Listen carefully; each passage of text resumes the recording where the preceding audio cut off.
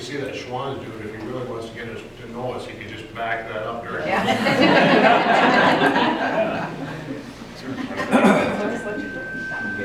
Yeah, where's that chocolate mint thing? Those ice cream. Yeah.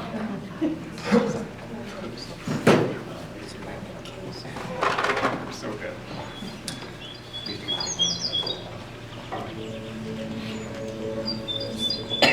I start my mornings at 5:15 a.m. and I run. And I think about my breathing and my footsteps on the gravel. Just the smells of the hay bales here smell different than the hay bales where I grew up. And I think about just being present.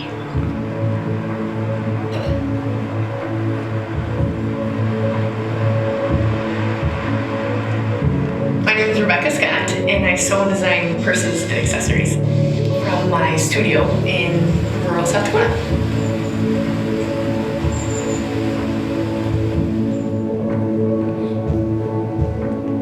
At the very beginning, I needed Christmas gifts. We were poor newlyweds, and I didn't know what I would give. So I thought, well, if I make a couple of purses, we can give those. And then I started getting orders on my answer machine from their friends and from their family. And then the light bulb went off, and I thought, oh my gosh, this would be really fun. So I just started making as many as I could.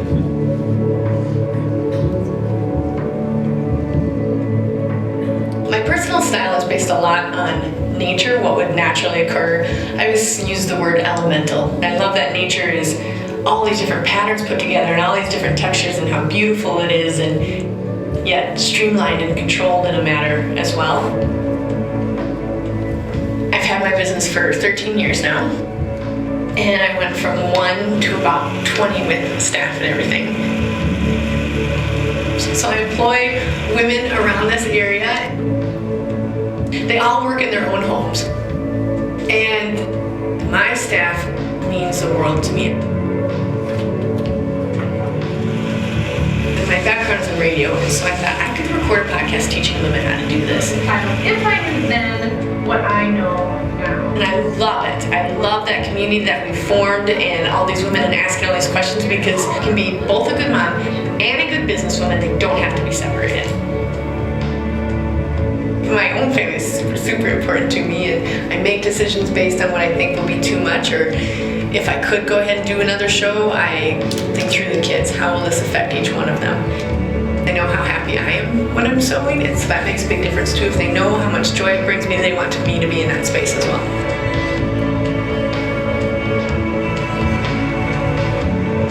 You cannot be an entrepreneur or a work from home mom if you don't have a supportive spouse or a supportive family, because it's lonely and it's hard work. I would never underestimate and never tell anyone that it's easy. It's not easy.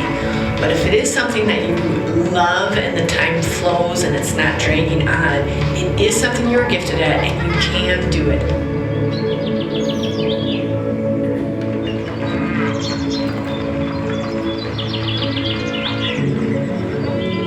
I'm Rebekah Scott, and this is my story.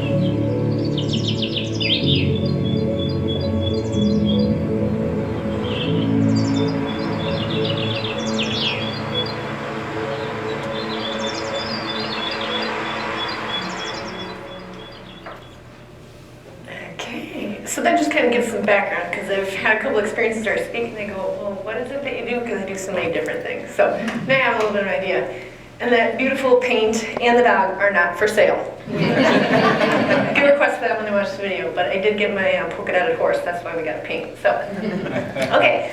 I talk super fast. I even did an abnormal amount, like double my burpees this morning to settle the adrenaline. I don't think it worked. And then Travis so lovingly brought me a London Fog, so now I have caffeine in me. So stay with me though, and I'll allow for any questions that you have during or even after. So all my life I've been about action. I like to break down large concepts, just simple, easy steps that we can take. Can any of you relate? You've all owned your business. You took one large concept and thought, well, what's the first step? I love it. My mom said she could hardly mention things to me as a kid because I would immediately want to start it right then and there. And I have 3 daughters who are the same way now, and now I I need to apologize to my mother. My siblings know not to mention anything to me either if they are even the slightest bit serious about it, because I will immediately make the outline for them and figure out how we're going to make it happen for them. I just love action, and I love large concepts, and I love dreaming big. And it's served me well over the years, and caused some hiccups. There's no sense in using the word mistakes, they're just learning experiences. Just like we have leadership skills. We're not bossy, we have leadership skills. For example, in 2010, about 6 years into my business, I realized I needed more sales in the in-between months of show season. For me, during show season, I travel around mostly to the Midwest, and now thankfully around the nation. I travel for the shows, like an art show or craft show up, set my booth up, and sell. And now I have a gal that travels the nation and does it for me as well, and I continue to do my circuit around here in the Midwest.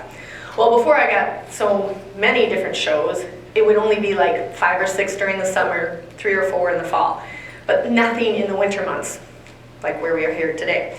So I asked my sales reps to, let's have a meeting and let's talk about how we can have better cash flow during these months. So I gathered up 6 of my sales reps, but I wanted to paint a very clear picture. One was my twin sister, one was a cousin, one was a roommate, and one was a legit customer that just needed free stuff. So when I say 6 sales reps, it sounds fancy, but it's just so I paint it. And then of course, living in our we actually bought Grandma's farmhouse now, 50 yards from that house in the video. 140 years old, oldest place on the place, 5th generation farm. The heater stopped working. And so we legitimately had to have the meeting in our coats and our mittens and our hats. It was like, really? I'm like, is this entrepreneurism or what? Like, I mean, I had coffee and coffee cake, but I'm like, oh my gosh, I can't believe you guys, it's a good thing that I was related to most of them. So anyways, we're having this meeting, and I say, okay guys, let's try and grow the business. I had 2 at the time. I had 2 kids at the time. Wanted to grow my family, wanted to grow the business. Of course, both should just go hand in hand. How do we do this? So I told them, let's figure out how to increase the trunk shows a little bit. So before we had Facebook and we're inundated with like 20 invites a day from every girlfriend that we had in college or wherever to come to their whatever party, we used to do trunk shows where people actually did show up. And 6 or 8 women would come together. They would design their own purse. I would bring stock that they could buy, or they could design their own purse. So that's why the sales reps happened, and they could host their own shows and get a commission. So how can we increase those and then get the host that is doing the show to get one of her friends to book it? Like, how do we make that sales relation? How can we make this happen? So they suggested we have a catalog. And at the time, catalogs are pretty cool. Catalogs you could put on the desk at the reception. Be like, oh, hey, Jessica's hosting a show. Oh, sweet, yeah, I'll look through it. And I was like, brilliant. Yes, then they don't have to be on the road as much. The sales can happen outside of a pushy hostess. This is perfect. I love it. Action. Okay, remember, I'm really good at action. So I thought we can do some glossy pages and some products spread out beautifully. Then the customers can even take the catalog home. We can put several catalogs there. It's just going to be great. So in about 3 months, I had an editor, a publisher, and a model shoot all happen within 3 months. Then I needed to do the order form, the sheet of the latest fabrics, because they were going to be able to still custom design. And then the order process, I had it dialed in. Well, all of it, loads of action, and then a $10,000 price tag. Wait, what? What? And I knew it, I knew as it was coming through. I cash flowed everything for what I thought. Again, still not making any money during the off season, but that I do all things by selling just one cow. We have cow calf. So any like a cold cow, I'm like, hey, I could actually use that. So my husband's very frequently saying, you can't sell them, just to fund whatever you're doing. So $10,000 price tag, and I thought, no problem. The catalog will be the action that brings back the $10,000. We'll figure it out. So, and then I knew, okay, well I need to make a goal, because now I got this price tag that I'm staring at, and my sales reps were ready to be handing out the catalog. So I made a goal on a pretty little index card with cool colored Sharpies. I am a creator after all, it's gonna be cool.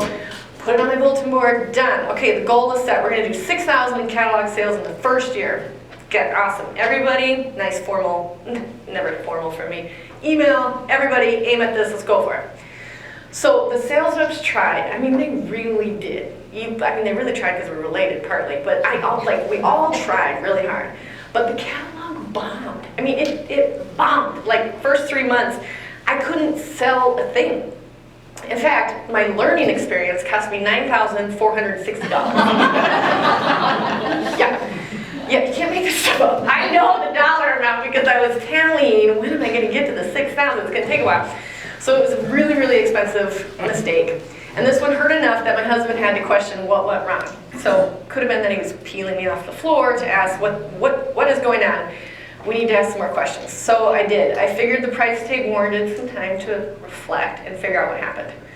Well, the catalog was okay, except I didn't like the model shoe. It was a 12-year-old set to look.